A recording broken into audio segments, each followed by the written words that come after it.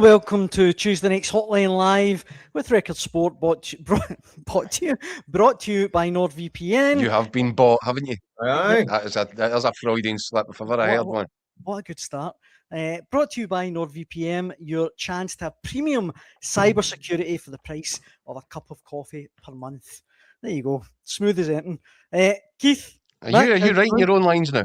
It's a chance I come up with that myself. You know, what can I say? My wordsmith. Wow. Excellent. Mac, how's it going? Not bad. Can we all get individual sponsors? Can I get myself a sponsor? Maybe I don't know. They'd be queuing up for you. If the way my January, February Fat Club went, I think it's, what do you call it? Is it Ozempic or Monjaro or something like that? Go for the jab. The old fat smack. That'd be good, yeah. If you're watching Ozempic, get in touch. I'm sure we can. I'm your man. In my case study, I'm waiting. He's waiting here. Before we verge too close to getting cancelled, on football, Mick, you were with Martin O'Neill today, ahead of tomorrow night's Aberdeen versus Celtic. Was he in good form? As always, yeah, he was. Yeah, I thought he was interesting. Obviously, you're dealing with the kind of still get the fallout from Sunday's Old Firm game, but the thing is with Celtic, the games are coming thick and fast. So usually after a kind of a big derby game, you get a weaker kind of fallout. But because of this game against Aberdeen, that's an absolute must win for Celtic. So the kind of show rolls on really. But yeah, he was in decent form. Listen, he was asked about kind of things like Rio Hatate's kind of performance and trying to maintain that this season. He was good on that. Basically challenging Hatate. Says it's not up to me to get him to play. He's got to do it himself. Kind of laying down the gauntlet for Rio. Interesting about the goalkeeping situation as well. I mean, Kasper Schmeichel's still ill, apparently. Why did you say apparently there, Mike? I'm feeling mischievous. Just because I'm feeling... Did you see the picture? Did you see the picture doing the rounds on the internet today? I did, yeah. Picture from inside the away dressing room at Ibrox at the weekend with Kasper Schmeichel's jersey hanging up beside Sinisalo's. Yes. Do you read anything into it? Well, that's another reason why we kind of asked the manager to kind of expand on it. But he says no, he's ill. He's definitely ill, apparently. Not sure what it is, but potentially back at the weekend. But what he did say is that listen, his decision been made for him this week with the goalkeeping situation, but the chance is there now for Sinisalo to go and become number one, because that's the reality of football. And he said it shouldn't make a difference if you're a goalkeeper or a centre forward or a midfield player. You've got to go and if you go and perform, you'll keep the jersey. So far, Sinisalo has done okay. I thought he did well in Germany against Stuttgart. Bizarrely, I didn't think he'd actually that much to do at Ibrox. Weirdly, given the fact I don't think he's honestly, Mick. I think if you're Martin O'Neill, when you put him in for the game in Germany, you're thinking, right, I'm really going to get a measure for him here. Yeah. And I don't think he was tested the way that Martin O'Neill probably anticipated he would be tested over there. And again, as you said, at Ibrox, he's picked the ball out in net a couple of times, but didn't have too much to do apart from that. An awful lot of action for him, really. I mean, I think he's been looking decent at coming for crosses. His handler's been good. Composed. Pretty safe with the ball at his feet. I think, listen, we're not talking about some 17-year-old kid that's just started shaving. I mean, it's a guy who's been capped by Finland. Listen, how good Finland are, I don't really know right now. I don't think that up too much, but still. But he's played at a level. I mean, he's at Aston Villa as a kid through the years, a few loan spells. He's Player of the Year, Exeter down in England. Was that League One at the time, I think, or something like that? League One or League Two, anyway. But he's had a full season in senior football as well. So he's not completely wet behind the ears, but he seems to be coping quite well with it. When you speak to Sinisalo, he's a confident big lad. He's not a guy who's content to just be like number two. When he came to Celtic with the intention of becoming number one eventually, and he makes you this as his chance to go and grab it. Certainly with the kind of the stakes keeping into Kasper Schmeichel's game, it looks as though the opportunity is there for him. And so far he's kind of taken it. But like I say, he's not really had to be tested too much yet. Bizarrely, in these two games where you think he would be under complete siege, and it looked like at times they were, but he didn't actually have to do that. I mean, a few saves in Germany, but he didn't have that many saves to make in at Ibrox. Everything he has to do, he did pretty well. And I don't think the goals were anything to do with him. I don't think he could fault for the goals. No. Certainly not the first one. If they put the two goalkeepers in there, they wouldn't have saved that one. We've got plenty of comments coming in. If you want to get involved in the conversation, please do so. John says, Casper has made too many dodgy mistakes this season. Sinisalo to start from now on for me. This one as well.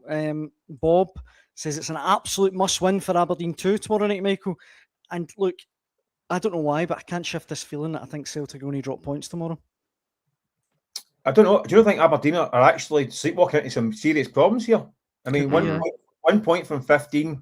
They look like a team that's kind of get one eye in the summer with a new manager, and it looks like a team that's kind of finished for the year. But they're not at the woods. They're not at the woods yet. When you look at that gap, there's a bit of a gap to the playoffs. But if they're not winning games, I think they need to be careful. I mean, I think they look at a team that's not going anywhere. They're not going to get top 6 or Europe and all that stuff. Well, look at the form guide there, Mike. Well, that's what I'm saying. I mean, there's always a team. I mean, the lessons from Hibs, about Hibs years ago, under Terry Butcher. Yeah, and they just get into a tailspin. Yeah, they missed out in the top 6, I think, in the last day before the split, and ended up getting down through the playoffs. So the Aberdeen need to be careful. They need to give themselves a bit of a shake. I thought they were poor at the weekend against Hearts, and I expected to see more of a fight put up. I thought they were pretty ordinary at best. So yeah, it'd be interesting. Celtic's record up there is pretty phenomenal, right enough. I mean, they don't tend to struggle up there. But Celtic, Celtic just don't know what you're going to get from them. You don't know what you're going to get from Celtic in 90 minutes, never mind over 2 games. That's another thing that was addressed to David Martin Neal, that the start they're having to games. We were talking about hairdryers at half times and all that stuff. I may get the hairdryer out before the game starts try and get them into action, because they've been starting really poorly in a lot of games. They're so Jekyll and Hyde, Mick. That's you know, if the Celtic side that turn up at Pittodrie approaches the game the same way as they did at Ibrox in the first half, anything can happen. If it's the second half Celtic that we saw at Ibrox, it should be a comfortable 3 points and back down the road. But there is no way of knowing with any sort of certainty what you're going to get from this Celtic side from one game to another. And that's why I think the big takeaway from Ibrox at the weekend was, I don't think either of these sides are strong enough, consistent enough to drag this back and win the title. I don't think either of them look like Premiership title winning material right now. And it's because of that. That said, if Celtic find that second half performance and extrapolate it out across the rest of the games for the rest of this season, yeah, they're right in it. But what's the chances of that happening?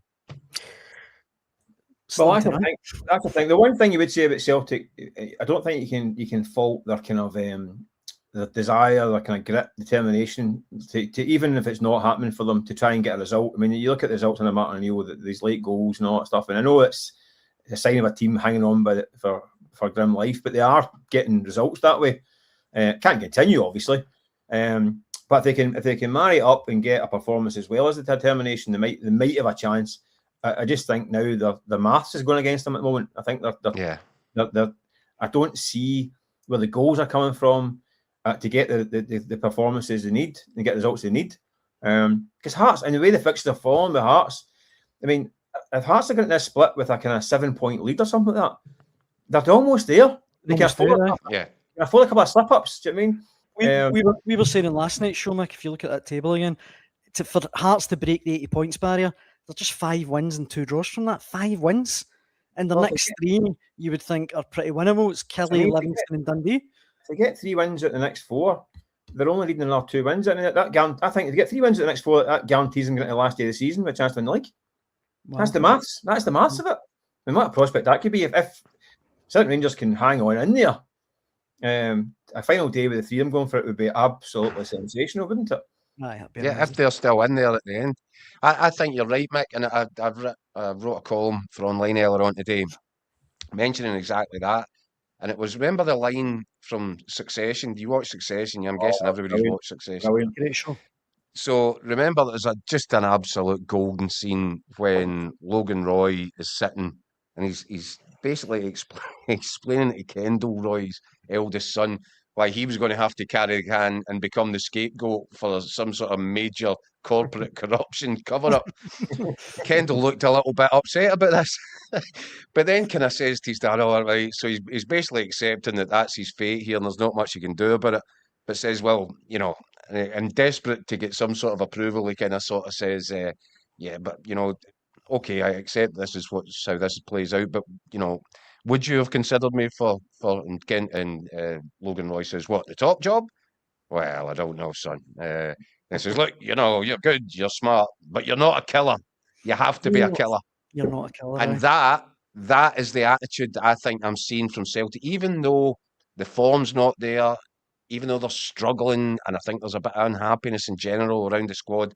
See that instinct? That instinct is embedded in the squad, and that's what's been getting them through these games at critical moments. That instinct, if that instinct was anywhere near the Rangers team, they would have buried Celtic before half-time at the weekend. Yeah. And I think that's the crucial thing that might keep Celtic in the fight. That killer instinct, it's still there somewhere. And even Mick, the fact that he took off, we talk about, the problems that Celtic have had in the windows. So he takes off a couple of the guys that they're new recruits in January at half-time. And what did he do in that second half? He didn't go to Thomas Chavanchara when he was in desperate need of one more goal. He went to James Forrest. It almost suggests to me as if Martin O'Neill has identified whatever that thing is that they've got in them, that's what's going to keep them in the fight here. And I think that Rangers fans, because there've been so much scar tissue that's accumulated over the last few years, I think they're still looking at that group of players, even though the faces might change in it. I think the general concern remains that do they have that instinct? Is it in them to nail down results when it's really required? And then you look at Hearts, and Hearts are a side that even though they go to Ibrox and they get outplayed, you didn't see Derek McInnes pressing the panic button. He just said, right, do you know what? They were better than us on the day. It was a real hard venue. The fans get involved. But we'll be fine next week. And they just keep turning up, getting back in the bike and putting 3 points back in the board. So that tells me that killer instinct is really strong in the Hearts side as well. That's the one question, though, I think we'll need to find out with Hearts. I mean, when it goes down to the nitty-gritty. They've answered it. If they have a wee trip up when it's not expected to a Dundee or a Kilmarnock, and then have another one quickly, what happens then? If it happens, listen, every time they've lost this season, they bounce back with a victory. Answer the question straight away. But we're now into the real meat and drink of it now. 9 games to go. You can see the finishing line is almost in sight. Let's see that's when it's going to become, the pressure will get really interesting.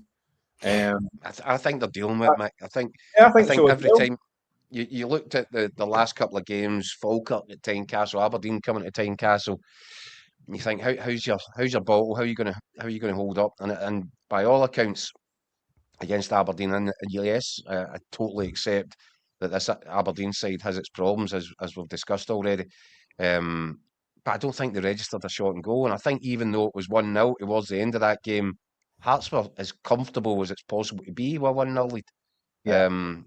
So that tells me that they're answering questions that have stumped Rangers. Yeah. Hearts continue to answer them. And but Celtic, players coming back because of, but yeah, look, winning is the hardest thing to do in any sport. Getting over the line is the hardest thing. I mean, I was watching the golf on Sunday night, and it was Shane Lowry who had a 4-shot lead before goals to go. And he shanked 2 in the water. You're like, he put like myself at the golf course. Well, I could have done that. But that's just pressure. That's just pressure. Winning is difficult.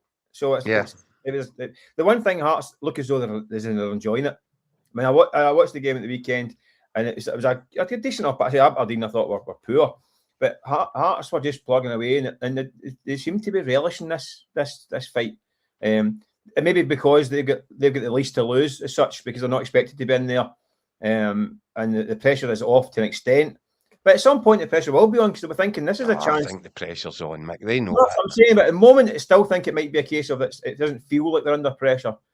But it's going to be a point that they say we're not going to get a better chance to do this than this season, and that's when it might get a bit tight. And listen, we've seen it. Listen, it happened to Rangers at the weekend at 2-0 up, and the 5-minute spell of pressure seemed to kind of take the legs away from Rangers. I mean, it had literally that 5-minute spell and scored in that 5 minutes, and that was all they had. I mean, still, it wasn't great. I mean, people keep talking about the second half performance. It wasn't. It was the last 35 minutes performance. Rangers were almost 3 up right at the start, weren't they? Had 2 chances after half time. Romans, Celtic had a wee 5-minute spell, and Rangers wobbled, lost a goal, and then the manager made changes to try and combat it. and that actually had a worse effect on the team. Yeah. So we can talk about Celtic having the kind of grit and determination. They did right, and they come back and fair play to them. But Rangers had a major wobble and didn't cope with it. So so it's going to be really, it is going to be interesting. I think it's but Hearts are the ones that now look more than capable of keeping the foot down, don't they? Yeah, Dan, and ahead of this Celtic trip to Pittodrie tomorrow night, there's also was it Scott Burns has written an exclusive for us, a kind of update on the Aberdeen potential new manager situation. It has indeed. There's a story on Record Sport Online now, which is essential reading for Aberdeen fans. Our resident transfer guru, Burnsy, has put forward that Sandro Schwartz has jetted into Aberdeen. Jetted? Is that? He's touched down in Aberdeen. He's former New York Red Bulls manager. You took the boat. He's there. That's the important thing. Former New York Red Bulls manager, Hertha Berlin, Dynamo Moscow. He's still a young guy, 47. Eric Horniland, that we talked about a couple of weeks ago, he was the front runner, but I don't really know what's happened there. Apparently, Schwartz is in the Granite City and looks like the favourite now, I guess. Devastated for you, Mick. That's probably for the best, given it's definitely for the best now.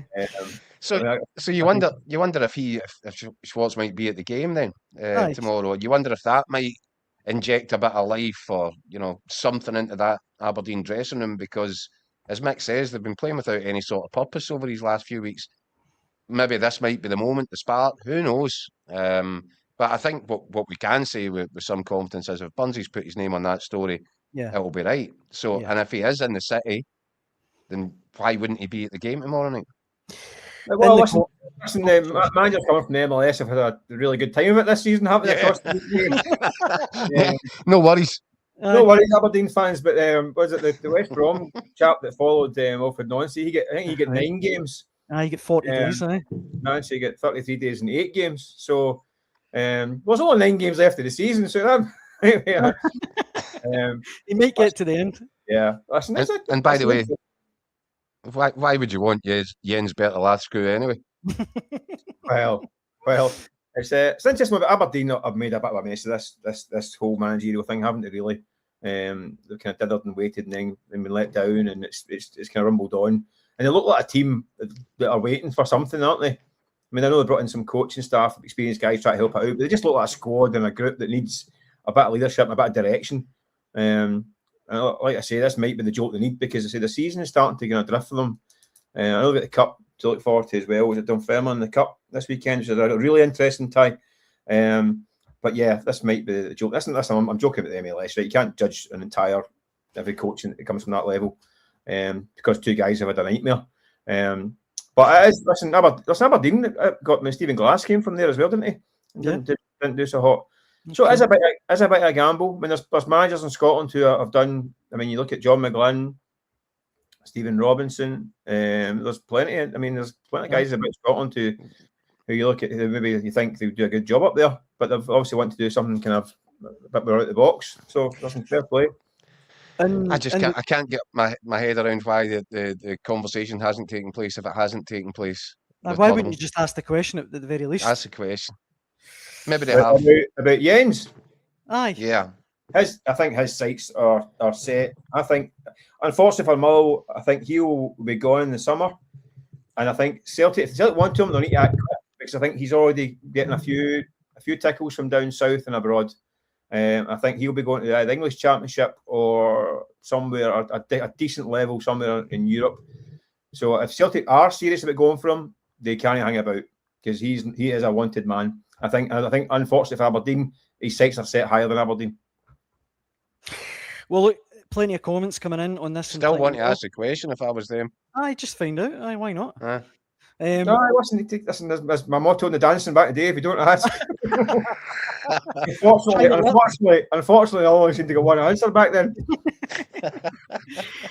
And yet you remained undeterred. Well, that's it. If at first you don't succeed, just keep trying. Maybe one day. In the comments, McKenna says, I believe McKenna says the main difference, the players all play from and each other. Chick says Mother will beat Hearts before the split and go top. if the last 5 games are anything to go by.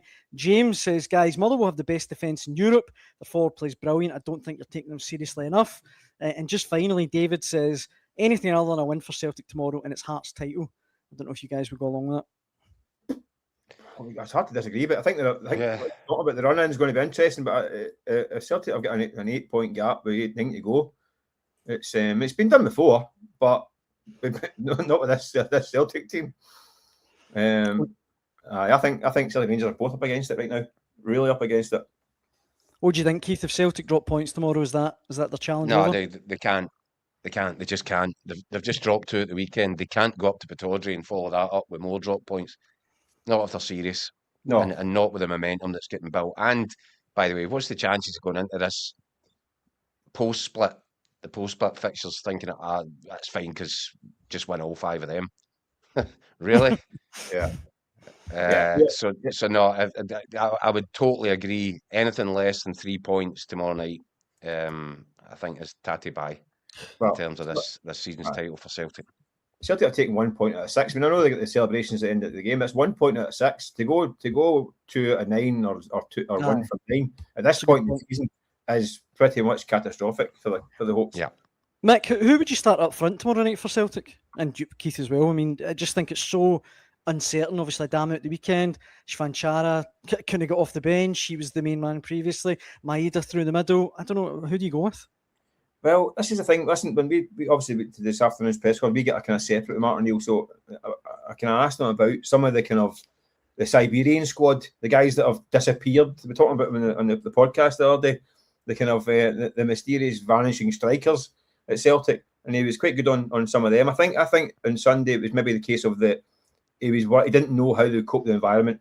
He chucked in Adamu and didn't cope with the environment. Even Oxlade-Chamberlain didn't cope with the environment. Surprisingly, I mean, a Champions League semi-finalist and all that stuff. Just the pace of the game and the ferocity of the game. So I think he was more conservative with the players that he picked on the pitch and on his bench. Like he said, back to the kind of core that he get a bit more trust in. I think you might see Chankara coming back in Pittodrie. I think he's been okay, but needs more a goal threat. But then they've not had the supply. I mean, you think the way Celtic played in the second half for the last 35 minutes of Sunday, if they had that kind of way of playing, would Chankara look better? Would they get better opportunities? Would they get better supply? Would they have taken the chances that Dyson Maeda missed? Possibly. We don't know. Obviously, it's hypothetically. But this is the problem with Celtic. All these guys they brought in, there's too much unknown about them. It's a kind of hope for the best that they find something. So far, they've not really caught fire. I mean, they haven't. I mean, I know Adamu scores his back heel against Dundee, but plays 45 minutes the next game, gets hooked. Chanchara's looked okay at times, but again, missed a couple of chances. Missed one against Hibs, didn't he? With a sitter in the week 4. So there's just unknown with these guys. So does he trust? That's why I think Mike he'll go with the tried and tested where he can. You think Maeda up front, Keith? Yeah, probably. Yeah, probably. Yeah, probably. There's also problems that Pittodrie pitch is not great than it just now as well, and it's like it's a tricky one, like you said, Daniel. It's an awkward, really awkward game for Celtic. And I think Maeda will probably get a nod because he has got a more experience in these kind of games. But then Maeda's finishing this year has been pretty poor. I mean, you think he's got his shoelaces tied on together at times.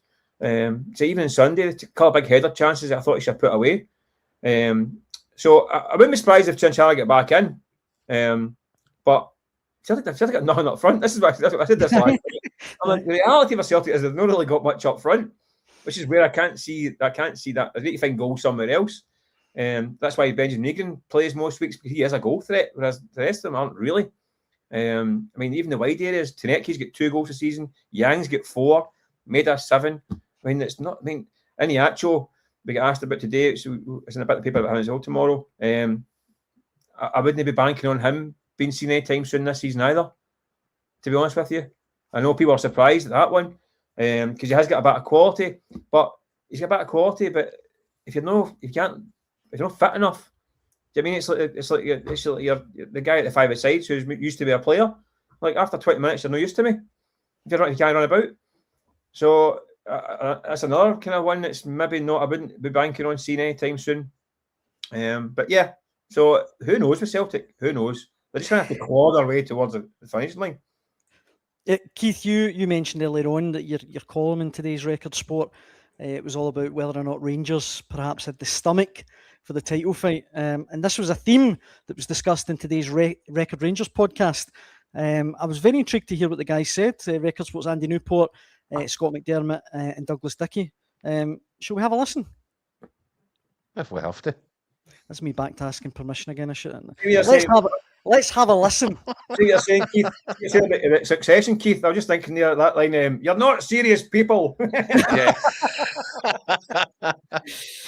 Well, I suppose Danny Rose maybe been a victim of his own early success, because I think when he came in, the thought that Rangers could be in a title race was really fanciful, and now all of a sudden he's got us in the title race. But now that we're there, if you don't win it, it's it's been a failure when you get so close to Hearts without actually, Yeah, but listen, any Rangers, I mean, the absolute. I mean, I will say that it was a long shot that they could win a title when he came in, but pretty quickly he bridged that gap. So at that point, the ambitions have to change. This is, this is Rangers are talking about. The new owners haven't come in. The fans aren't accepting. The new owners haven't come in to finish fourth, potentially. The fans aren't accepting whatever it is, they spent 50, 60 million this season to finish fourth. So, yeah, he's got them back into a title race. And, Danny Rowe keeps talking about, things can change, still a long way to go. All the teams will spill points. And the thing is that Hearts and Celtic have been spilling points whilst Rangers have been picking them up. And then Rangers fail to take the opportunities that have been presented to them. And then this is, so how many more times is that going to be allowed to be the case? I think that's the concern, is that Hearts and Celtic might drop further points as the closer we get to May the 16th. But are Rangers really going to be able to take advantage? I think that is the way things are going. Clean sheets have disappeared. The failure to play full, for a full 90 minutes raises real concerns that this is a team that can go the distance. And I think, a lot now rests on Sunday's game, because if they lose that, then any sense of momentum will just vanish from the squad. And then I think you've got the fans will have a real concerns of a slog to the end of the season. The problem is, Andy, and this might sound damning, but somebody said it to me the other day, and it's true. If Rangers lose on Sunday and have any more slip-ups in the league, as you say, potentially finishing fourth, even third or fourth in the league, ultimately the season will end as fans feared it would under Russell Martin.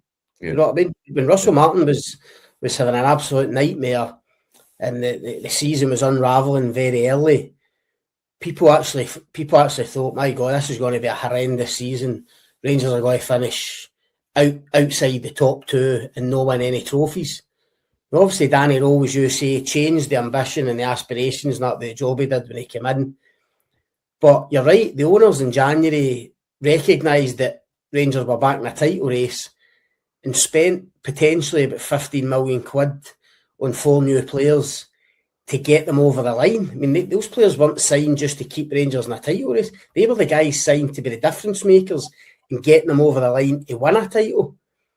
The problem is, because of recent results, as I say, if they were to get the cup, if Rangers finish third or fourth under Danny Rowe and don't get a trophy, as I say, is there really that big a difference then for what was happening under Russell Martin? That's why, and I'm not saying there is. Listen, I think Danny Rowe's Rangers are completely different to Russell Martin's Rangers. I think there has been vast improvements in terms of the playing squad and obviously results when he came in. But I'm just saying that's the scrutiny that Danny Rowe's going to be under. I mean, let's be honest, it's all been pretty rosy for him so far in terms of results and positivity and people on side and fans singing his name and stuff. That's fine. But if it goes wrong on Sunday and Rangers don't get their act together in this running and put a run of wins together, I think he's going to face a lot of questions, a lot of pressure at the end of the season. I think you're already seeing the first, and it's very small signs. It's not widespread in the support at all. But I think you are, even just looking online after the game on Sunday and the days since, I think you're already starting to see one or two fans questioning role, questioning his decision making, and questioning the future of the team underneath him. And listen, we've seen this scenario play out so many times, and I think this is where it's going to be crucial how the board deal with it, if that is how it pans out, because what was it John Bennett said, rinse and repeat. I think that's the danger if they allow this narrative to set in that Danny Rowe has failed or that he's not the man to take the team forward. I think there's been enough, as much as it would be hugely deflating and unacceptable, frankly, for Rangers to finish even anywhere beneath second, never mind allowing a Hearts team that haven't won a league in 60 years to beat them on a fraction of the spend that Rangers have put in. But I think you are seeing signs that the team are progressing under Danny Rowe, that they are going in the right direction. But okay, it's not been at this point. It doesn't look like it's been enough, and there's still 9 games to go in the league. But they're going to have to really go something to beat Hearts now. The points that they've spilled, but I think there are signs that they're heading in the right direction under Danny Rowe. But it's how they control the narrative that surrounds them. Because if they do have a couple of more disappointing results, we've seen how the fans can react at times. We know that they can get frustrated and how that then boils over.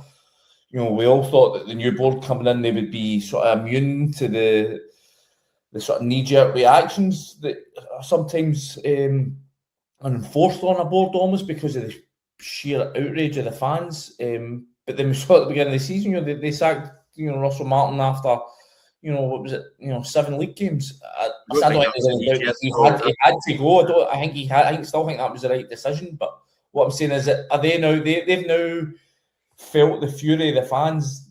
Does it therefore make them a wee bit more susceptible to getting swayed, have their decision making swayed in the way that the old board certainly seemed to be pliable in that sense? I don't know. I mean, that's all very negative, and it's all what's and ifs and maybes. But I do think that there's whatever happens, the board are going to have to show some pretty strong leadership if they still feel that Danny Rowe's the guy to stick behind it.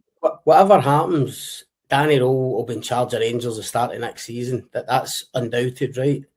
And I don't think any would disagree that in Chukwueze, Romans and Nadiri, I think the 3 of them are all 22 years old, if I'm not mistaken.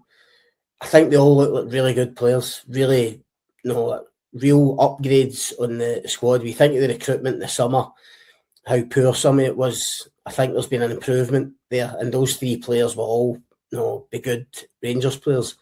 All I'm saying is, depending on how this season ends, there will be real pressure on the manager and the players at the start of next season. And I think there should be encouragement and positivity about what these players could go on and achieve, what Danny Rowe could go on and achieve at Rangers, because I think there's the potential there. As I say, you look at the profile of the squad, it's better in terms of age and potential for development. But as we know, ultimately it boils down to winning. And that's what I'm saying. That's why this season, even if they don't win the league, which now looks unlikely, they have to put up a proper challenge for it in this running. They need to try and obviously win the Scottish Cup, because we all know Scottish Cup final, last day of the season, it seems to kind of give clubs and teams a boost. I think the Scottish Cup would be massive now for Rangers, for this team, this relatively inexperienced team, if they could go and win the Scottish Cup, no matter what happens in the league. So it's vital, between now and May, what happens in terms of, as you say, Andy, the narrative and the kind of outlook on Danny Rowe and this team come the start of the season. And I was just going to ask Douglas, just on the game again on Sunday, what do you think Danny Rowe could have done differently in game? Because there's obviously been a lot of debate about the Diomande substitution. Personally, I think he was kind of caught in two minds. Danny Rowe, when he senses the game getting away from him a wee bit, Celtic getting on top, to me it felt like he didn't know whether to kind of almost increase their attacking intent and kind of try to get back to what they were doing in the first half, or to try and sit in and kind of keep what they had. And he puts Diomande on, and we all thought that was to shore up the midfield. And as you say, at Celtic Park in January, he put Diomande on and went to a kind of flat three in midfield, and they got control of the game. I felt the problem was on Sunday, Diomande came on and basically played just off Shamite up front. He played far too far forward for me to get any control. And because he came on, he wasn't pressing the same way as Nadiri was pressing. Nadiri and Shamite were kind of doing it in conjunction in the first half, and it was working a treat. Diomande came on and looked as if he didn't know whether to be sitting in midfield, supporting Shamite, didn't know when to press, when to sit off. And the whole thing just got ragged and was a real mess. Guys, Scott says there on the Record Rangers podcast, he's certain that Danny Rowe will be in charge at Ibrox come the start of next season. But in the comments, your loyal Muppet, who I think's a big Rangers man, says Clement gets sacked for finishing second, so Rowe shouldn't get any leeway. Third is unacceptable. And Green Machine says if the Rangers get beaten Saturday or Sunday, it will be Danny go, Danny go. Is that where we are already with Danny Rowe? That he's, if he goes out on Sunday, he's under very severe pressure? What I would say is, Dan, that was a very downbeat sounding Rangers podcast, wasn't it? It sounds to me very much as if the guys there are getting their head around the fact that Sunday's sort of second half capitulation has just about finished Rangers. And the second part of that is what now with the manager, and that's obviously where that discussion is going there. I suspect Scott's right. I suspect that there would something fairly calamitous will have to happen now in order for Danny Rowe not to get another crack at it. I think that Andrew Kavanagh is backing him. I think that they've been impressed by him. I think they have seen a sort of material improvement in the performance level, in the recruitment. Team looks stronger than it was, yep. But it keeps coming back to that thing. It keeps coming back to the Logan Roy test, doesn't it? You've got to be a killer. You have to be a killer. Do Rangers have that? I'm not sure that they do. Is Danny Rowe that man? I'm not sure that he is either, And I wonder, because we're kind of getting involved here in potential situations. I wonder what the Rangers fans' reaction is at the end of this season if Derek McInnes is the man that's left holding the trophy, and if Danny Rowe was facing a third or even a fourth place finish. Wonder how the Rangers fans feel about that, because there has been a sort of resistance to the whole Derek McInnes idea. Would they all of a sudden say, right, go and get him, and demand that Rangers just go and take Derek McInnes for Tynecastle? Would Derek McInnes want to leave Tynecastle? There's all sort of imponderables here, but I don't know, just the Rangers support, maybe because they got a feeling that they were involved, and they are still involved. Let's get it right. They are still involved in this title race. They are there. But they can't continue to drop points as regularly as they are doing if they have any chance. At what point, in that process, would the Rangers supporters look at Danny Rowe and say, that's what happens when you've got a 36-year-old inexperienced manager? At what point in that does some of the people that are saying that say, so now he needs that? That was a good learning curve for him. He's got to know the Scottish game. He's got to improve the squad. He has done all these things. He'll really be ready to hit the ground running next season.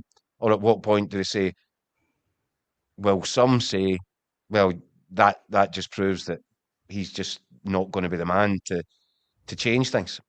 So therefore, there's a requirement for Rangers to go and find a man with a recent track record of giving his club exactly what the Rangers fans think and expect they should be getting.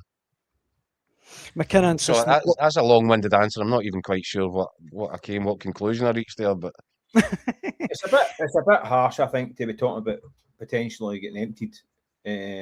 I think they're still in a very good chance of this title. When you look back, Rangers haven't lost domestically since the Hearts game, December. And if these, I think in 4 draws in the last 6 games, if these draws have been sprinkled out across the last 4 months, it'd be a different narrative because his points total's been good. It's just unfortunate that he's had these 4 draws at a time when they really can't afford to be getting draws because they got to a point. I think they reeled off 5 or 6 domestic wins in a row to get back to within 2 points was it? And since then they've stuttered in these 4 away games, 3 away games, and then against Celtic. So it's an unfortunate time. That also means they're not losing. They're not that far off turning that into victories. So I think there's been enough positive signs under Rowe to suggest that he's got something about him. I think there has been mistakes. I think the boys touched on it in the podcast that I don't think he handled it particularly great on Sunday. When the game was turning, I thought his decisions didn't help it. I think they actually compounded it. But that can happen. And Mick, I think that is the issue. I think you've struck on the heart of the issue. That in these games where Rangers have dropped points recently, Danny Rowe's substitutions haven't made the situation better. They've made the team worse. There's been almost a scattergun approach to it at times. And I think Rangers fans are kind of being quite analytical now, looking at the in-game decision-making, looking at the substitutions and reaching the conclusion that the manager is almost as much to blame as the players for the points that have been dropped. And that becomes a difficult sell then. If the kind of vast majority, and I'm not saying it is the vast majority, but if it gets to a point where the majority of fans don't trust the decision-making of the manager, that's when it's difficult. Right up until this point, they've really invested in Danny Rowe. They trust him or have trusted him. But if they see kind of a rinse and repeat of the same mistakes being made, of inexperience playing a part from the sidelines, they'll be quite an unforgiving bunch on that front. And I think that would give Danny Rowe a problem at the start of next season. If he does, and I think he will, but if he's there at the start of next season, again, you're going to start the season up, in a hard place because there's a section of support that are just waiting for one more sign that the lessons haven't been learned. And that we've seen, how many Rangers managers have we seen starting how many seasons previously in exactly that predicament, knowing from the day the season kicks off that unless they get off to an absolute flyer, they're going to feel the herd turn against them. Because we've seen it time and time again. But that's always the case, Keith, because Van Bronckhorst gets the European final, wins a Scottish Cup. Yeah, gone by Halloween. Brendan Rodgers wins back-to-back doubles, a penalty kick from a treble, and he loses 2 games. And by the way, the weekend he quit. There was talk about him getting sacked. This is the environment we live in. If you're 6-8 points behind in October, then it's tatty bye-bye time for any manager of Celtic or Rangers. That's the reality. So, but I get you mean. I think more so at Rangers. There won't be any grace period. I know what you mean.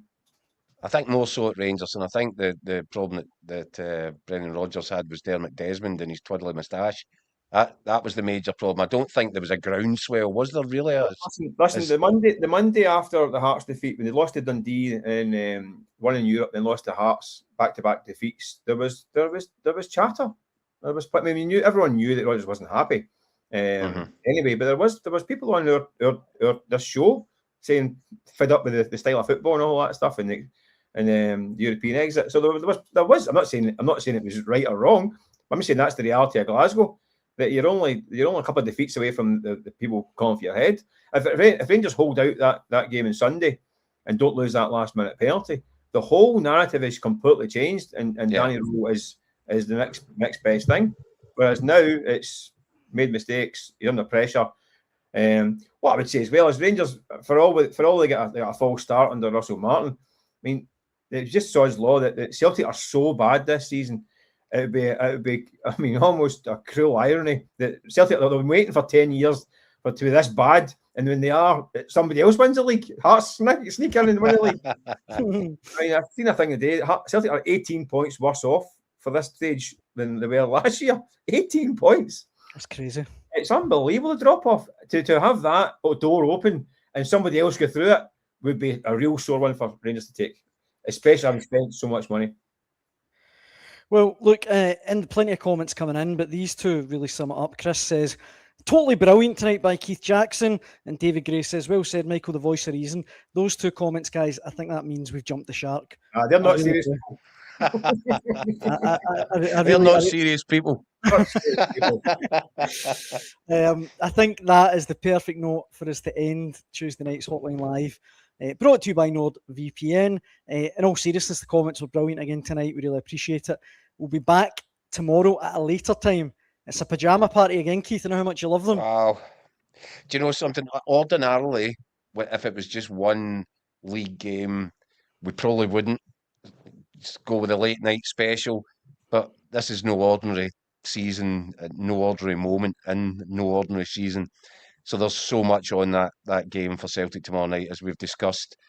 Failure to win all 3 points could be fairly catastrophic for Celtic in terms of this title.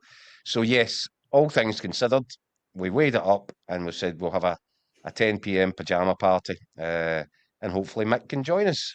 Are you at Pataudry, Mick? No, the Director Sports Science team have been analysing me, and apparently I'm